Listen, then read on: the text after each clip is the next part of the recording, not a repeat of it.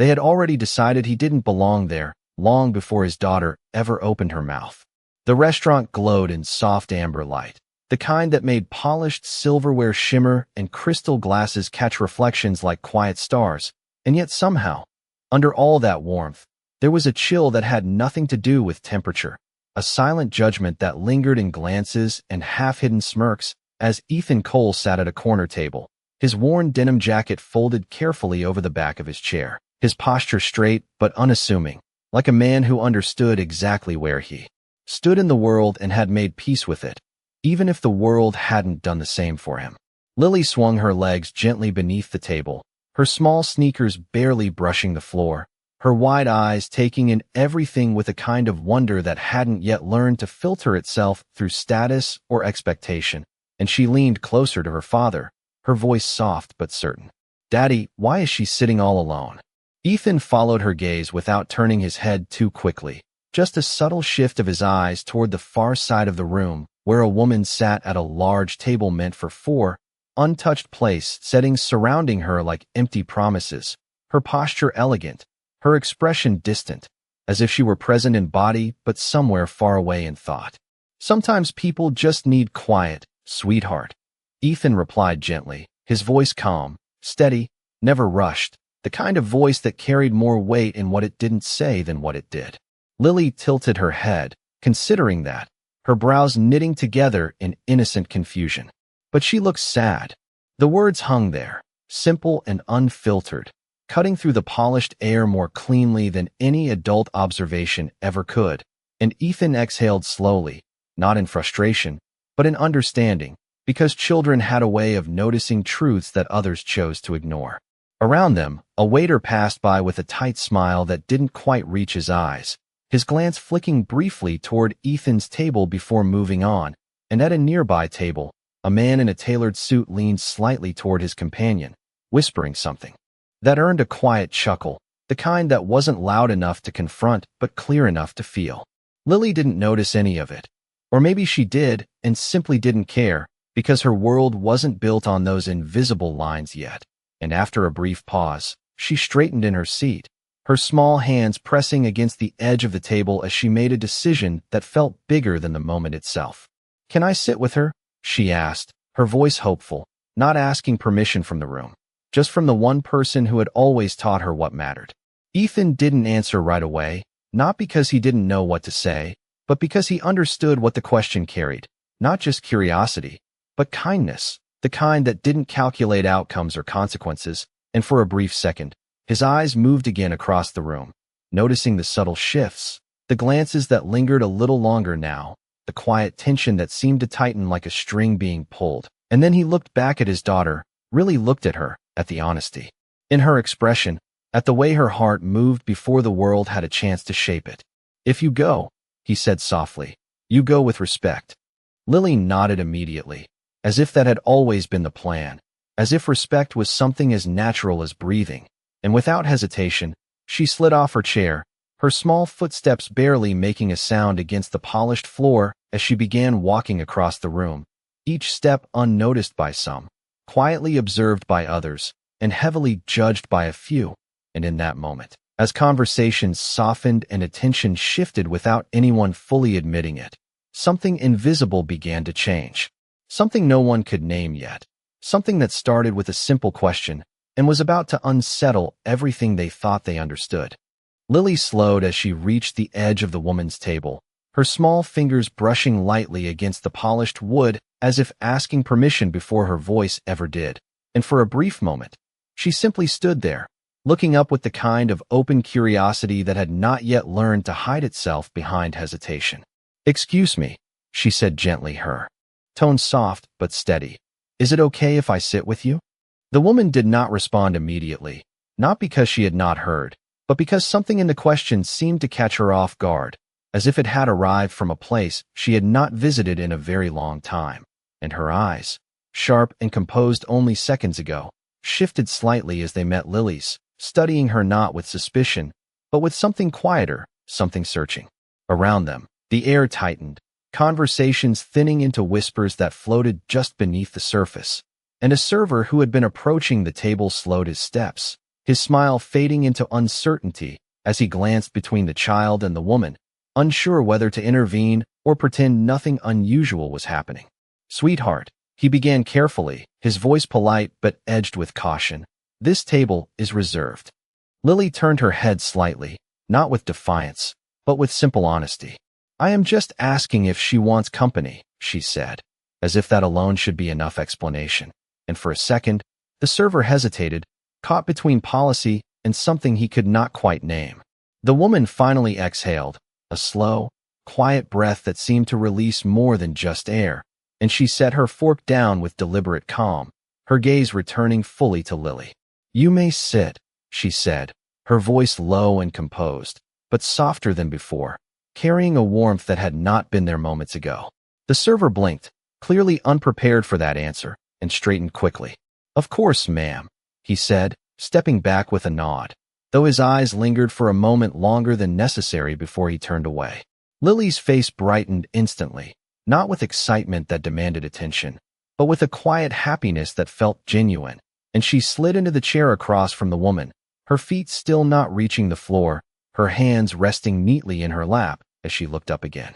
"Thank you," she said simply. At his table, Ethan watched everything unfold without moving, his hands resting calmly on either side of his plate, his expression unreadable to anyone who might glance his way. But beneath that stillness was a steady awareness, not of fear, but of understanding, because he knew moments like this often revealed more about a room than the people in it realized. At a nearby table, the man in the tailored suit leaned back slightly, raising an eyebrow as he murmured something to his companion, earning another quiet laugh that did not quite reach the woman's eyes this time. And further across the room, a couple paused mid-conversation, their attention drawn not by noise, but by the absence of it, by the subtle shift that had begun to ripple outward from a single, unexpected choice. The woman across from Lily studied her for another second, as if trying to understand what had brought her here, what had given her the courage to cross a space most adults would not dare to, and then she spoke again. "Where is your father?" Lily turned her head slightly and pointed without hesitation. "Right there," she said, her voice filled with quiet pride, and the woman followed the gesture, her eyes landing on Ethan, who met her gaze for only a brief moment before offering a small, respectful nod, not demanding recognition, not seeking approval, just acknowledging her presence the same way he had taught his daughter to acknowledge the world. Something in that exchange lingered, unspoken but unmistakable, like a note held just a fraction longer than expected, and as the woman turned her attention back to Lily, the distance she had carried with her into the room seemed, if only slightly, to begin to fade. "And what made you come over here?" she asked, her tone measured, but no longer distant. Lily thought for a second, her small shoulders lifting in a gentle shrug. "You looked like you might want a friend," she said, and for the first time that evening, the woman did not just listen, she felt it, deeply and without defense, and somewhere in the quiet space between them, something began to shift in a way no one else in the room could yet fully understand.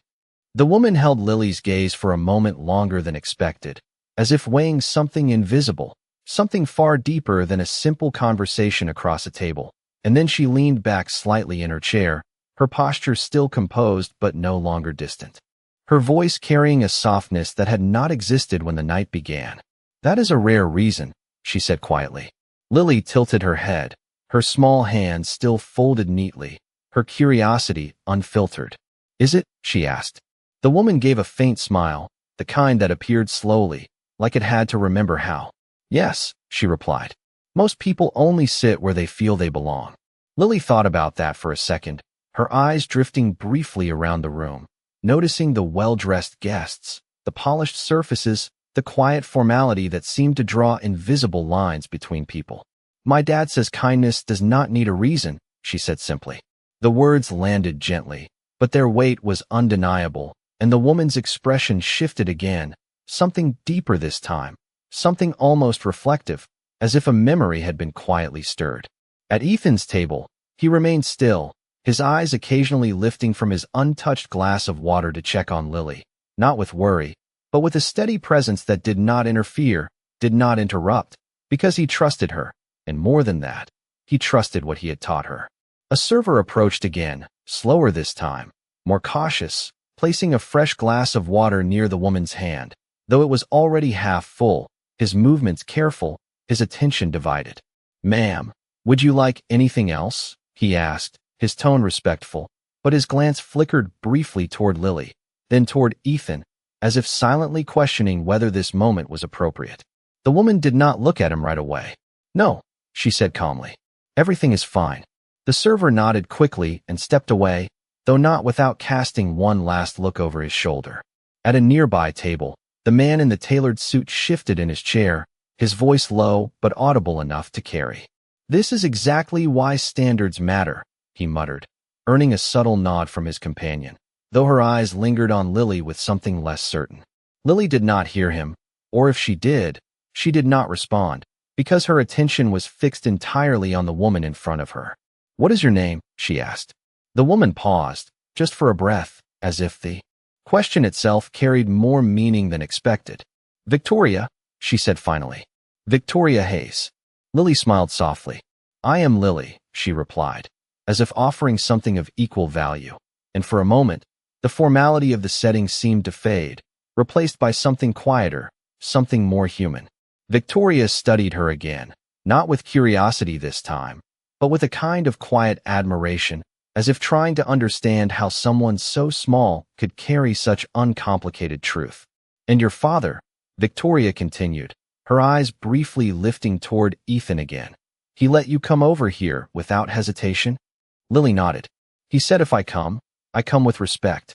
Victoria's gaze lingered on Ethan a second longer this time, her expression unreadable to anyone watching, but something in it had changed, something that suggested recognition, not of status, but of character. The room, meanwhile, had not returned to normal. Conversations remained softer, glances more frequent, as if everyone sensed that something subtle but important was unfolding, even if they could not yet define it. Lily leaned forward slightly, her voice lowering as if sharing a secret. "You looked like you needed someone to talk to," she said again, not repeating herself, but reinforcing a truth she had already decided on. Victoria did not respond immediately this time, and in that small pause, something shifted once more, something deeper, something that reached beyond the table, beyond the room, because for the first time that evening, she did not feel alone, and the difference was not loud, not dramatic, but it was enough to change everything that would follow. Victoria's fingers rested lightly against the rim of her glass, but she did not lift it, her attention anchored entirely on the small girl sitting across from her.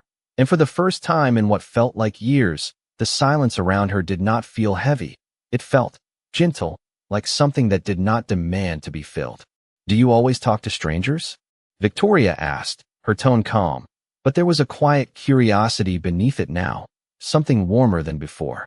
Lily smiled faintly, her shoulders lifting in a small, honest shrug. "Not always," she said, "just when they look like they might need it." Victoria exhaled softly, almost like a quiet laugh, though it carried no sound, just a shift in her expression, a softening at the edges that had once been sharp. "And what made you think I needed it?" she asked.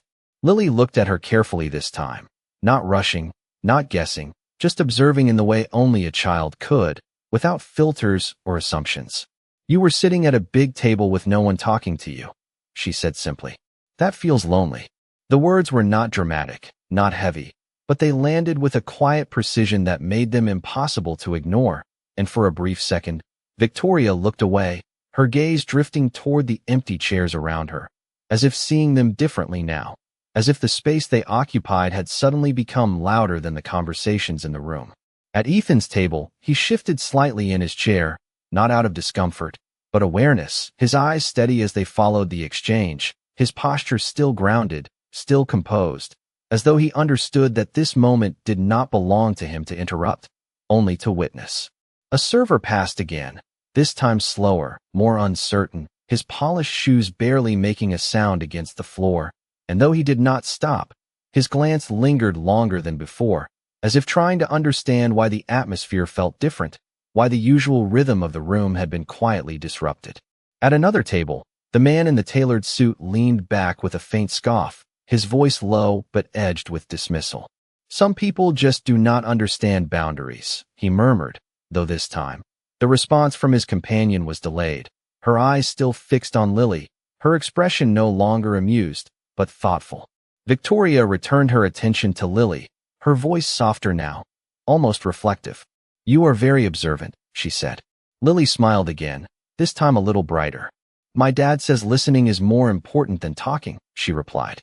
Victoria's gaze flickered once more toward Ethan, and this time, there was something different in her eyes, something that was not just curiosity, but respect, quiet and unspoken. "Your father seems to have taught you well," she said. Lily nodded without hesitation. "He always tells me that people are more than what they look like," she added. The words hung in the air for a moment, subtle but powerful, and around them, the room seemed to pause again, not completely, not dramatically, but just enough for the shift to be felt. Victoria leaned forward slightly, resting her hands gently on the table, her posture no longer distant, no longer guarded. "And what do you see when you look at me?" she asked, her voice steady, but carrying something deeper now, something almost vulnerable beneath its calm surface. Lily did not answer right away, not because she did not know, but because she was thinking, truly thinking, as if the question deserved more than a quick response, and after a brief pause, she spoke. "I see someone who forgot they are allowed to smile," she said quietly. The words did not echo, they did not need to, because their impact was immediate, and for a moment, Victoria did not move, did not speak, her expression still, her eyes reflecting something that had not been visible before, something that had been buried beneath years of distance and control. And in that stillness, something inside her shifted again, not loudly, not suddenly, but deeply, like a door opening just enough to let light in, and though no one in the room could fully understand it yet, the space around that table was no longer the same. Victoria did not respond right away, her lips parting slightly as if words had formed but refused to leave, and for a moment, the only sound between them was the faint clink of glass somewhere across the room and the low hum of conversations trying to return to normal, but not quite succeeding. Lily watched her quietly, not impatient, not uncomfortable, just present, as if she understood that some answers needed time, and that silence was not something to fear. I forgot that a long time ago," Victoria said finally, her voice softer than it had ever been, carrying a quiet honesty that did not ask for attention, only acknowledgement. Lily tilted her head again, her expression thoughtful. "You can remember again," she said. Simply, the words were not offered as advice, not as comfort, just as truth, and somehow, that made them stronger than anything rehearsed. At Ethan's table, he lowered his gaze briefly, a small breath leaving him as if he had heard something he recognized deeply, something he had once needed to learn the hard way. And though he remained still, his presence seemed to anchor the moment, steady and unshaken. A sudden shift broke the stillness, not loud, but sharp enough to ripple through the space, as the man in the tailored suit set his glass down a little harder than necessary, his voice no longer contained to a whisper. "This is becoming inappropriate," he said, not raising his tone, but allowing just enough volume for it to carry, his eyes fixed in the direction of Victoria's table. A few heads turned immediately, some curious, others cautious, and the room seemed to hold its breath again, waiting to see what would happen next. The server from earlier approached quickly this time, his steps more urgent, his expression carefully neutral as he stopped beside Victoria's table. "Ma'am," he began, his voice respectful but strained. "We do have policies regarding seating arrangements and guest experience." Lily looked up at him, not confused, but attentive, as if trying to understand something that did not quite make sense. "I am her guest," she said quietly, her tone not defensive, just clear. The server hesitated, clearly unprepared for such a direct response, and glanced briefly toward the man in the suit, then back to Victoria, as if silently asking for direction. Victoria did not look at the server immediately, her eyes still resting on Lily, as if the rest of the room had faded into something distant and unimportant, and when she finally spoke, her voice was calm, measured, and unmistakably firm. "She is exactly where she is supposed to be," she said. The words were not loud, but they carried, cutting cleanly through the tension like something precise and deliberate. And for a moment, no one moved, No one spoke, as if the room itself had been paused.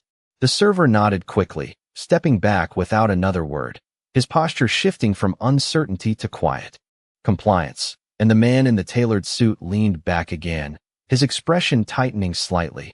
Though this time, he said nothing, his earlier confidence replaced by something less certain. Lily looked back at Victoria, her eyes bright but calm. My dad says sometimes people forget what matters, she said. Victoria held her gaze, and for the first time, her smile returned, not faint, not guarded, but real, reaching her eyes in a way that changed her entire expression. Your father sounds like a wise man, she replied. Lily nodded proudly. He is, she said. Across the room, Ethan remained exactly where he was, unchanged, unnoticed by most, but not by Victoria, whose eyes lifted once more to meet his. And in that brief exchange, something passed between them, something quiet but undeniable, a recognition not of status, but of character.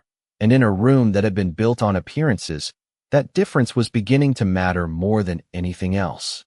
The room did not return to what it had been before, not fully, not honestly, because something invisible had already shifted, something that could not be undone by simply resuming conversation or lifting a glass. And though voices began to rise again in polite tones, there was a hesitation beneath them now, a quiet awareness that lingered like a question no one wanted to ask out loud. Victoria sat a little straighter, not in defense, but in clarity, as if something within her had settled into place, and she reached for her glass at last, taking a slow sip before setting it down with deliberate calm. Tell me something, Lily, she said, her voice steady but warm. What do you want to be when you grow up? Lily thought for a moment, her small fingers tapping lightly against the edge of the table, not rushed, not pressured, just considering the question as if it truly mattered. I want to be someone who helps people not feel alone, she said. The answer came simply, but it carried a quiet depth that seemed far beyond her years, and Victoria did not hide her reaction this time, a soft breath leaving her as her eyes held Lily's a second longer than before. That is a beautiful goal, she replied. Lily smiled, then added gently, my dad says you do not have to be rich to do that. The words were light, almost casual, but they landed with a weight that echoed far deeper, and for a brief moment, Victoria's gaze drifted again across the room, past the polished tables and well-dressed guests, as if seeing something different now, something that had been hidden behind layers of expectation and routine. At his table, Ethan reached for his water, taking a slow sip, his movements calm and unhurried, as though nothing in the room had changed, and yet everything had, and the quiet dignity in that stillness spoke louder than any defense ever could. A pair of footsteps approached from the entrance, not hurried, but purposeful, the kind that carried authority without needing to announce it, and a man in a dark suit stepped inside, followed by another, both scanning the room with practiced attention, their eyes moving quickly from table to table until they landed on Victoria. They did not call out immediately, but the shift in their posture was unmistakable, subtle yet clear, and a hostess near the front straightened instinctively, her expression tightening with sudden awareness. At a nearby table, the man in the tailored suit noticed it too, his conversation faltering mid-sentence as his eyes followed the movement, curiosity replacing irritation, and across the room, a few others began to glance in the same direction, sensing something that had not yet been revealed but was already being felt. Victoria, however, did not turn right away, her attention still on Lily, as if whatever was happening beyond the table could wait, as if this moment, simple and quiet as it was, held more importance than anything else pressing in from the outside. You remind me of someone I used to be, she said softly. Lily blinked, curious. What happened to her? She asked. Victoria paused, just for a breath, her fingers resting lightly against the table as if grounding herself in the present before answering. She got very busy, she said, her tone honest, but carrying something deeper beneath it, something that suggested more than just time. Lily nodded slowly, accepting the answer without question, as children often did when truth was offered plainly. You can still be her again, she said. The words were quiet, almost gentle, but they carried a certainty that did not need explanation, and for a moment, Victoria did not respond, her gaze steady, her expression softening once more, as if the idea itself had not occurred to her in a long time. Behind her, the two men had begun to move closer now, their steps measured, their presence drawing subtle attention as they approached, and the room, once again, began to shift, not loudly, not abruptly, but enough that those paying attention could feel it building, like something just beneath the surface preparing to rise.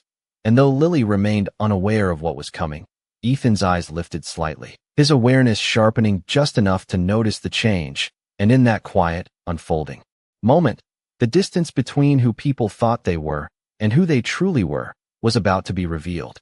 The two men slowed as they approached the table, their presence subtle but unmistakable, and though they did not raise their voices, the shift in the room followed them like a quiet wave, drawing attention without demanding it, causing conversations to thin once again into careful murmurs and sideways glances. One of them stepped slightly ahead, his posture straight, his tone respectful but precise. "Ms. Hayes," he said. The name landed softly, but it carried further than any raised voice ever could, threading through the room with a clarity that made people pause mid-sentence, mid-thought, mid-assumption. Lily blinked, her small hands still resting on the table as she looked up at Victoria, then at the man, her expression curious but unshaken. "You know her name," she said quietly. The man gave a brief nod, though his eyes never left Victoria, waiting, not interrupting, as if her acknowledgement mattered more than his announcement. Victoria exhaled slowly, not with surprise, not with urgency, but with a calm acceptance, as though this moment had always been inevitable, and she turned her head slightly, her gaze meeting the man's with quiet authority. "I am aware," she said. The second man stepped forward just enough to be seen, his voice lower but equally clear. "The board has been trying to reach you." They arrived early. At a nearby table, the man in the tailored suit leaned forward sharply, his earlier irritation dissolving into something else entirely, something closer to realization, as his eyes moved between the men, the woman, and the child who sat across from her so casually, as if nothing about this moment was unusual. A woman beside him whispered under her breath, "Hayes," as in Hayes Dining Group. No one answered, but the question hung there, unanswered only because the truth was already beginning to settle in. Lily looked back at Victoria, her head tilting slightly. "Are you important?" she asked, her voice gentle, not impressed, not intimidated, just genuinely curious. The room stilled again, more completely this time, as if everyone present leaned in without moving, waiting for an answer that felt larger than the question itself. Victoria's expression softened, not with pride, not with distance, but with something far quieter, something grounded. "I am responsible for a lot of things," she said. Lily considered that for a moment, then nodded slowly, as if that made sense in a way that titles never could. "My dad says being responsible is more important than being important," she replied. The words fell into the space between them with a quiet certainty, and for a second, no one moved, not the men standing beside the table, not the guests watching from a distance, not even the servers who had paused just long enough to notice what was unfolding. Victoria's eyes lifted once more, this time not to the men, but to Ethan, and in that glance, something passed between them again, something unspoken but undeniable, a recognition not of status, but of values that rarely found themselves in the same room. The man in the tailored suit shifted in his chair, his earlier confidence gone, replaced by a careful stillness, as if he had suddenly become aware of the weight of his own words from moments before, and across the room, the hostess straightened further, her posture now precise, her attention fixed, as though the air itself had changed. The first man spoke again, quieter. "This time, would you like us to prepare the private room?" Victoria did not answer immediately, her gaze returning to Lily, to the small presence that had, without intention or awareness, altered the entire rhythm of the evening, and then she shook her head gently. "No," she said. "This is exactly where I need to be." The words were simple, but they carried a finality that settled over the room like a quiet truth, and in that moment, the invisible lines that had once defined who belonged where began to fade, not loudly, not dramatically, but unmistakably, leaving behind something far more powerful than status, respect. No one moved for a moment after she said it, not because they were told to stop, but because something in her voice had made movement feel unnecessary, almost inappropriate, like speaking during a quiet truth that had finally found its way into the open. The two men beside the table exchanged a brief glance, not confused, but recalibrating, their posture shifting subtly as they stepped back without another word, their presence no longer leading the moment, only respecting it. Across the room, the man in the tailored suit lowered his gaze to his glass, his fingers tightening slightly around the stem before releasing it again, as if the weight of what he had assumed earlier now sat heavier than anything he could say, and beside him, his companion remained still, her eyes no longer observing with distance, but with something closer to understanding. Lily looked around briefly, noticing the change not as tension, but as quiet, the kind that felt different from before, and she turned back to Victoria with a small, thoughtful expression. "Did I do something wrong?" she asked gently. Victoria's reaction was immediate, her head shaking softly, her expression warm and steady. "No," she said. "You did something very right." Lily seemed to accept that without question, her shoulders relaxing slightly as she leaned back in her chair, her small feet still not touching the floor, her presence grounded in a way that did not seek approval, only connection. Victoria reached for the empty place setting beside her and adjusted it slightly, a small gesture, almost unnoticeable, but deliberate, as if making space where there had been none before, and then she looked back at Lily. "Would you like to stay for dinner?" she asked. Lily's eyes lit up, not with excitement for the food, but for the invitation itself, and she turned instinctively toward her father, her gaze searching for permission rather than assuming it. Ethan met her eyes calmly, his expression unchanged, his posture still composed, and after a brief moment, he gave a small nod, not grand, not performative, just enough to say yes without interrupting the balance of the moment. "Okay," Lily said, turning back with a soft smile. The server returned again, this time with a different posture entirely, his movements precise, respectful, and without hesitation, as if whatever uncertainty had existed before had been quietly replaced with clarity, and he began setting an additional place at the table without needing to be asked, his attention focused, his demeanor aligned with something that had finally become clear. At Ethan's table, his untouched plate remained as it was, and after a moment, he stood, not rushed, not hesitant, simply rising with the same quiet dignity he had carried all evening, and he walked toward them, his steps steady, his presence calm, drawing a few glances but no longer the same kind of judgment that had filled the room earlier. When he reached the table, he stopped just beside Lily, his gaze meeting Victoria's again, and for a second, nothing was said, because nothing needed to be, the understanding between them already established in the quiet spaces of everything that had happened. "Thank you for your kindness," Victoria said, her voice sincere, not formal, not distant. Ethan gave a small nod. "She gets that from her mother," he replied softly. The words carried a quiet weight, not heavy, but meaningful, and for a moment, Victoria's expression softened again, something deeper moving beneath the surface as she acknowledged what had been shared without explanation. Around them, the room had not returned to what it was before, because it could not, because once something true is seen, it cannot be unseen, and though no announcement had been made, no rules had been rewritten, the atmosphere had changed in a way that no one could deny, leaving behind a quiet understanding that respect was not given by position, it was revealed by character. Dinner did not arrive with fanfare. It came quietly, plate by plate, placed with care instead of performance.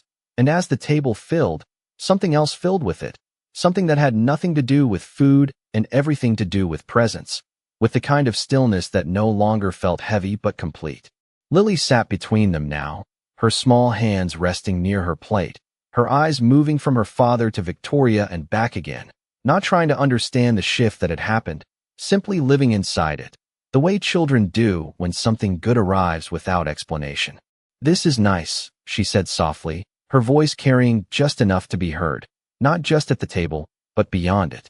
Ethan nodded slightly, his posture unchanged, his movements calm as he reached for his glass, taking a slow sip before setting it back down with the same quiet precision he had carried all evening. "It is," he replied. Victoria watched them both for a moment, not speaking, not interrupting, as if she were allowing the moment to settle fully, to root itself in something real before naming it. And when she finally spoke, her voice was softer than it had been at any point before. "I have sat at many tables," she said, her gaze steady, "but I cannot remember the last time one felt like this." Lily looked up at her, curious. "Like what?" she asked. Victoria paused, just for a breath, as if searching for a word that had been missing for longer than she realized. "Honest," she said. The word did not echo, it did not need to, because it landed exactly where it was meant to. And for a moment, no one at the table moved, not because they were frozen, but because nothing needed to be added to it. Across the room, conversations had resumed, but not in the same way. There was less laughter that cut through the air, less sharpness in the tone of voices, more pauses, more glances that lingered a little longer, as if something unspoken had been learned and quietly accepted. The man in the tailored suit remained seated, his posture more reserved now, his earlier confidence replaced with something quieter, something reflective, and though he did not look directly at the table again, he did not look away from it either, as if acknowledging a truth he had not expected to face. Lily picked up her fork carefully, mimicking the way her father had taught her, and took a small bite, her expression lighting up slightly. "This is really good," she said. Ethan smiled faintly, not wide, not exaggerated, just enough to show it mattered.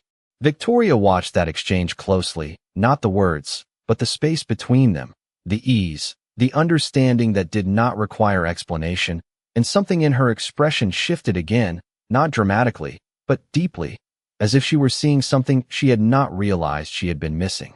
"You built this," she said quietly, her eyes lifting to Ethan. He shook his head slightly. "No," he replied. "We just live it." The answer was simple, but it carried a weight that no title could match. And for a moment, Victoria did not respond, her gaze steady, her understanding deepening in silence.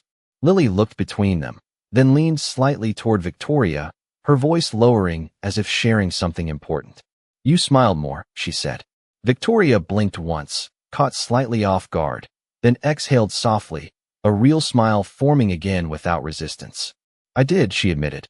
Lily nodded, satisfied, as if that alone had been the goal all along. Time moved, but gently, not pulling the moment forward, just allowing it to unfold. And as plates were cleared and glasses refilled, nothing about the table felt temporary anymore. It felt grounded, as if something lasting had quietly taken root. Eventually, Lily leaned back slightly, her small voice returning to that same simple honesty that had started everything. "Why were they being mean earlier?" she asked, her eyes drifting briefly toward the room before returning to Victoria. The question was not heavy, not accusing, just curious, and for a moment, Victoria looked out across the restaurant, taking in the polished surfaces, the careful appearances, the people who had once defined the space. And then she looked back at Lily, her voice calm, clear, and certain. "Because they forgot what matters," she said. Lily nodded slowly, accepting the answer without needing more, and beside her, Ethan remained exactly as he had been from the beginning, steady, quiet, present. And as the room settled once more into its rhythm, something had changed that could not be undone,